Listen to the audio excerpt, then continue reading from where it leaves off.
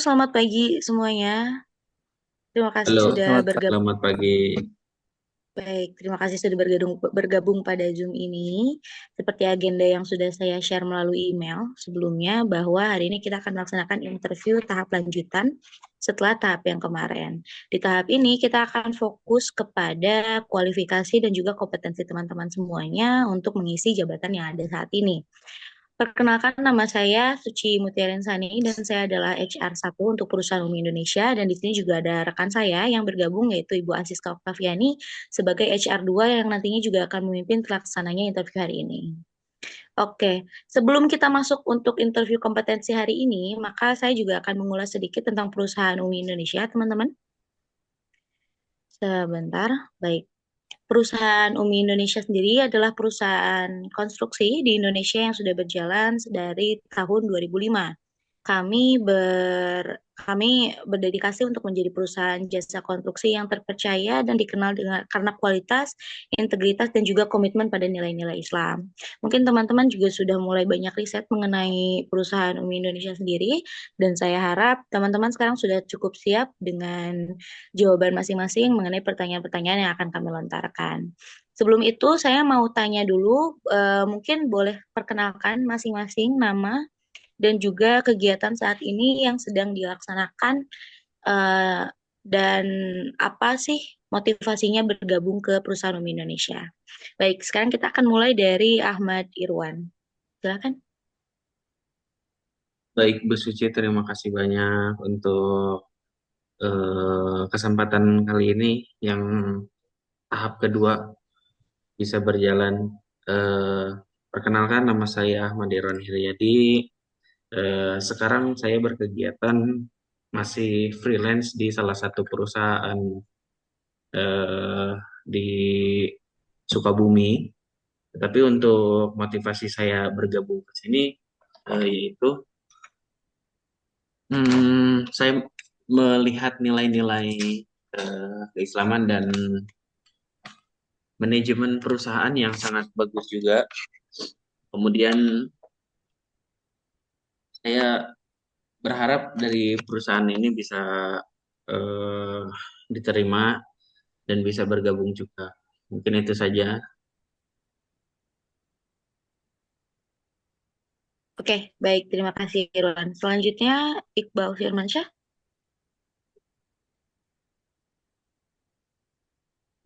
Baik, Bu Suci, terima kasih banyak sudah itu.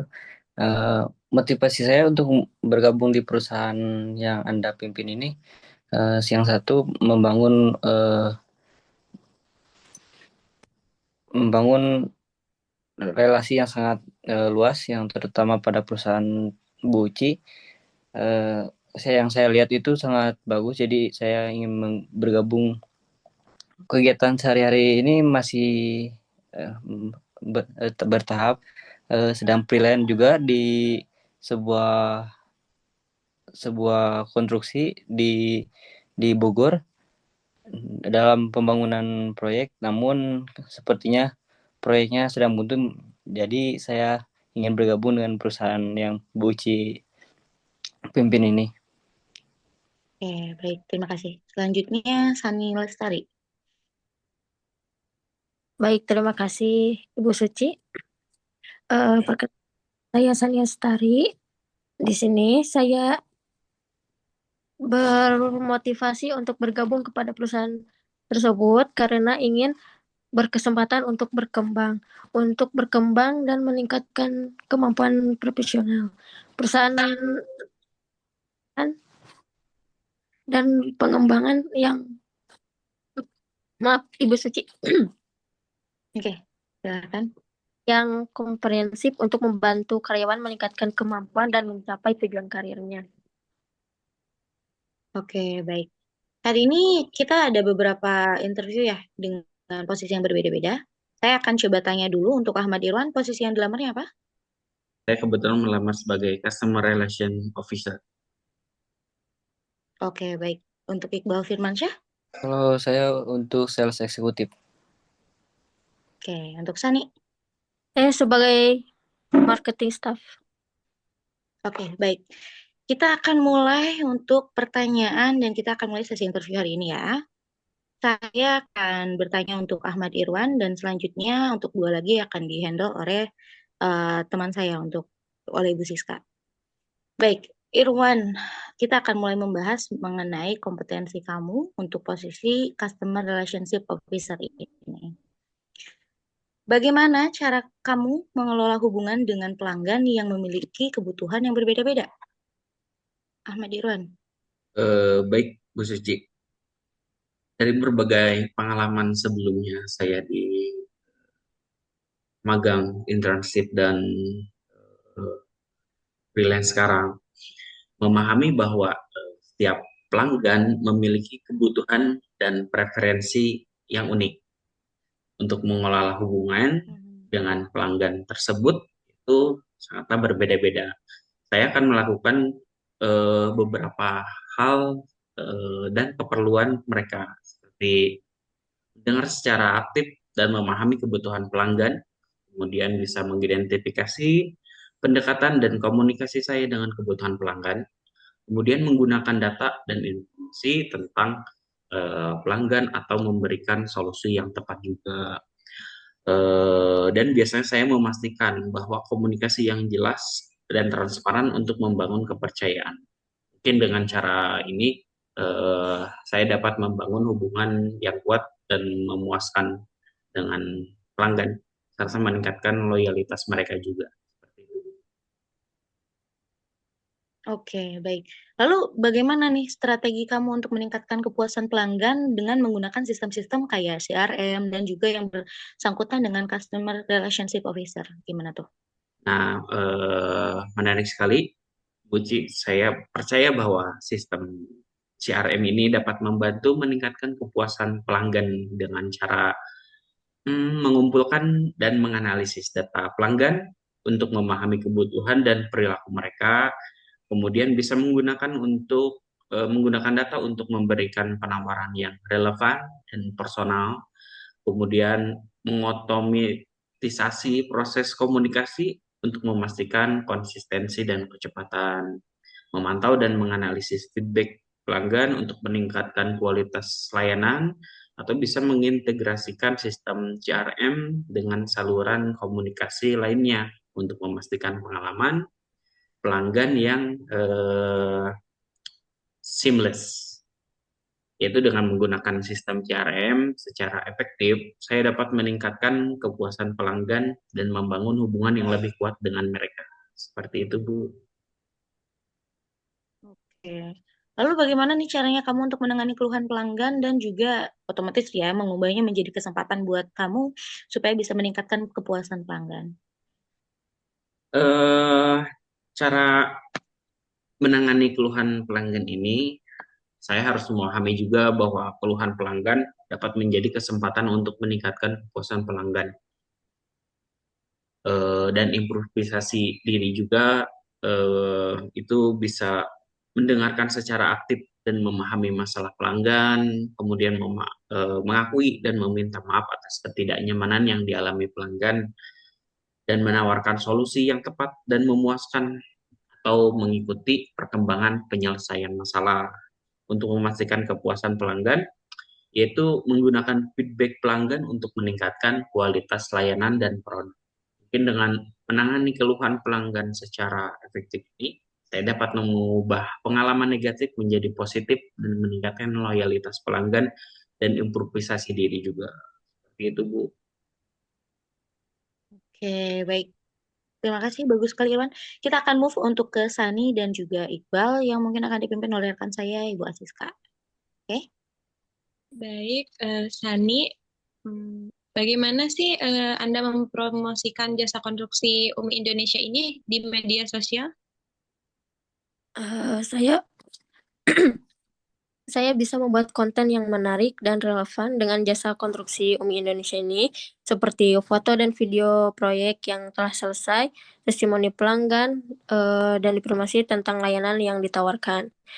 Nah, di sini juga bisa dengan menggunakan hashtag yang tepat dan populer di media sosial untuk meningkatkan visibilitas konten dan menjangkau audiens yang lebih luas. serta berinteraksi dengan pengguna media sosial dan berkomentar atau mengirim pesan untuk membangun dan meningkatkan kepercayaan. Atau bisa saja berkolaborasi dengan influencer di media sosial yang memiliki audiens yang relevan. Dengan menggunakan fitur media sosial seperti Instagram Stories, TikTok, dan lain sebagainya untuk meningkatkan interaksi dengan audiens tersebut. Nah, dengan demikian saya dapat mempromosikan jasa konstruksi UMI Indonesia ini di media sosial dengan efektif dan meningkatkan kesadaran serta minat audiensnya. Oh, baik. Lalu, apa sih strategi kamu untuk meningkatkan kesadaran merek dan meningkatkan traffic ke website perusahaan? Meningkatkan traffic ke website, yang pertama bisa mengoptimalkan website perusahaan untuk mesin pencari untuk meningkatkan visibilitas dan traffic ke website, dan membuat konten yang relevan dan berkualitas untuk meningkatkan traffic ke website dengan membangun kepercayaan dengan audiensnya. Juga membuat iklan online yang relevan dan menarik untuk meningkatkan traffic ke website dan menjangkau audiens yang lebih luas. Dengan demikian, saya dapat meningkatkan kesadaran merek dan meningkatkan traffic ke website perusahaan dengan efektif. Lalu, bagaimana Anda mengukur keberhasilan kampanye pemasaran yang sedang dijalankan? Menetapkan tujuan yang jelas dan spesifik untuk kampanye pemasaran seperti meningkatkan kesadaran merek, meningkatkan traffic ke website, atau meningkatkan penjualan. Dan menggunakan metrik yang relevan untuk mengukur keberhasilan kampanye pemasaran seperti jumlah pengikut media sosial, jumlah kunjungan website, jumlah konversi, dan lain sebagainya. Yang selanjutnya bisa menganalisis data untuk memahami perilaku audiens dan mengukur keberhasilan kampanye pemasaran. Nah, untuk pertanyaan selanjutnya, proyek kontraksi kan seringkali membutuhkan kerja keras dan pengorbanan waktu ya. Bagaimana cara kamu menyimbangkan tuntutan pekerjaan dengan kehidupan pribadi dan spiritual? Sebagai seorang profesional di bidang konstruksi, saya memahami bahwa proyek konstruksi memang membutuhkan kerja keras dan pengorbanan waktu. Di sini saya memiliki penyeimbangan pekerjaan yang di dalamnya ada kehidupan pribadi. Saya bisa menetapkan prioritas yang jelas antara pekerjaan dan kehidupan pribadi untuk memastikan bahwa keduanya dapat berjalan dengan seimbang. Juga menggunakan manajemen waktu yang efektif untuk memastikan bahwa pekerjaan dapat diselesaikan tepat waktu dan masih memiliki waktu untuk kehidupan pribadi. Juga berkomunikasi dengan keluarga dan teman dan batasan pekerjaan untuk memastikan bahwa mereka memahami dan dapat mendukung. Nah, di dalam kehidupan spiritual, saya melakukan refleksi spiritual secara teratur untuk memastikan bahwa pekerjaan tidak mengganggu kehidupan spiritual.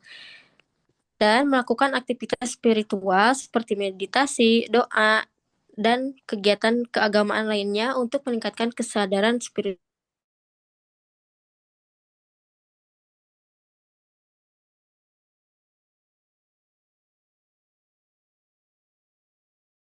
Nah, dengan demikian saya dapat menyeimbangkan tuntutan pekerjaan dengan kehidupan pribadi dan spiritual dengan efektif.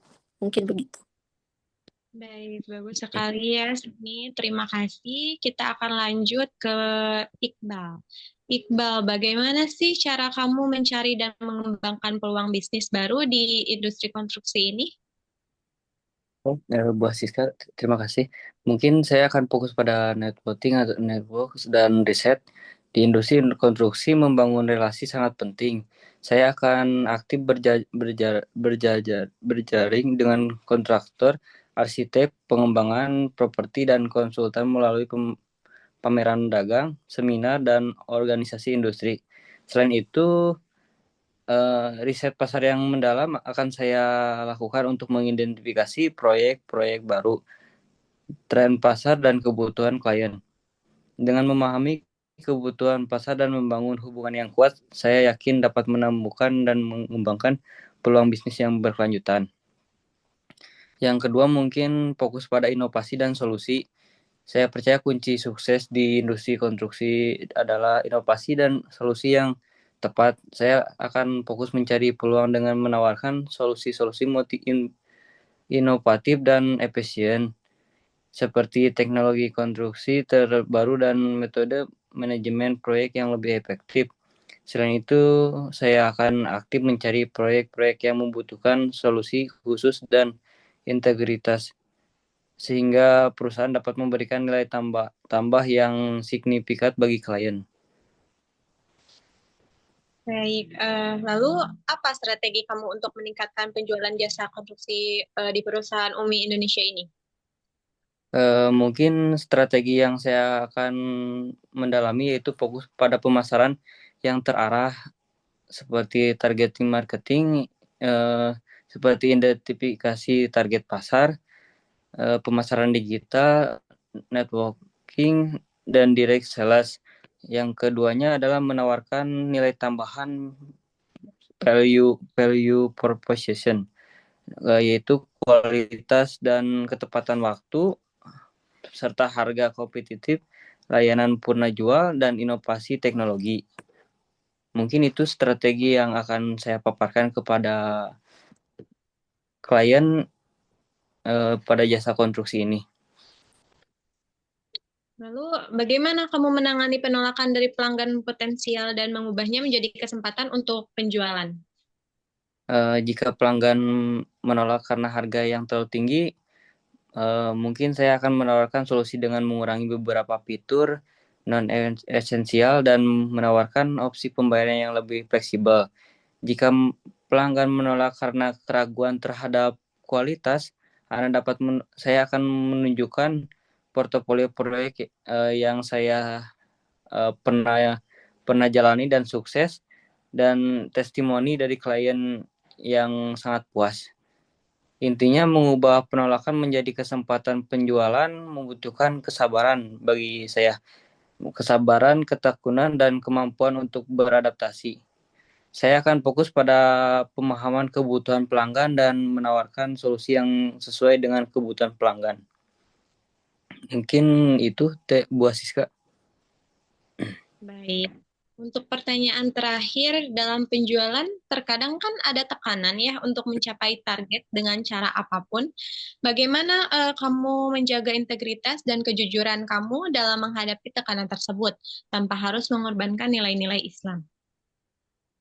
Saya akan mengimplementasikan nilai-nilai Islam dan akan jujur. Saya juga akan komitmen penuh dalam integritas perusahaan, serta melakukannya semua dengan lancar. Terima kasih untuk teman-teman semuanya yang sudah antusias dalam mengikuti interview ini. Untuk yang selanjutnya, apa ada yang ditanyakan terlebih dahulu? Sepertinya tidak ada, Bu Siska. Cukup saja. Baik. Terima kasih. Untuk yang selanjutnya akan kami infokan ke email, ya. Baik. Bu Siska. Semoga kalian semua sukses di masa depan. Terima kasih. Amin, Bu Siska. Terima kasih banyak.